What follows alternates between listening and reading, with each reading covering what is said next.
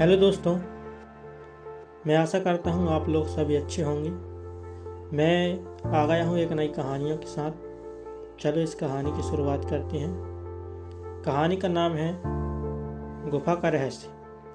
बहुत पुराने समय की बात है। हिमालय की तलहटी में एक छोटा सा गांव था, धारकुंडी। वहाँ एक 14 साल का जिज्ञासु लड़का रहता था, अनिकेत। उसे पुराने रहस्य और खोजबीन का बड़ा शौक था। एक दिन गांव के बाहर खेलते समय उसे एक पुराना नक्शा मिला। उस नक्शे में एक पहाड़ी गुफा का जिक्र था, जिसके बारे में गांव वाले कहते थे कि वहां किसी ऋषि का खजाना छिपा है, लेकिन गुफा श्रापित है। अनिकेत डरता नहीं था।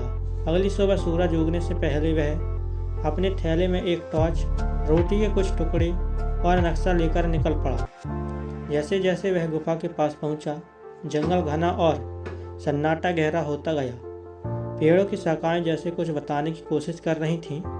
गुफा के द्वार पर एक शिला पर लिखा था, सच्चे मन वाला ही भीतर प्रवेश कर सकता है, अन्यथा केवल अंधकार मिलेगा। अनिकेत ने आंखें बंद की और मन में निश्चय किया, मैं कुछ लेने नहीं, जानने आया हूँ। जैसे ही वह गुफा में घुसा, टॉर्च की रोशनी से दीवारों पर बने चित्र चमकने लगे। वे एक कहानी बता रहे थे। एक साधु जो हर चीज छोड़कर ज्ञान की खोज में गया और अंत में यही समाधि लीन हो गया। गुफा के अंत में एक छोटा सा दीपक जल रहा था और उसके पास एक तांबे की पट्टी रखी थी। उस पर लिखा था, जो सत्य का खोजी है वही असली धन पाता है। और जैसे ही अनिकेत ने पट्टी उठाई, गुफा में तेज प्रकाश फैला। उसे कुछ नहीं मिला, न सोना न चांदी, पर जब वो बाहर निकला, उसके अंदर एक नई समझ और आत्मविश्वास की रोशनी थी। गांव लौटने पर लोगों ने पूछा, क्या खजाना मिला?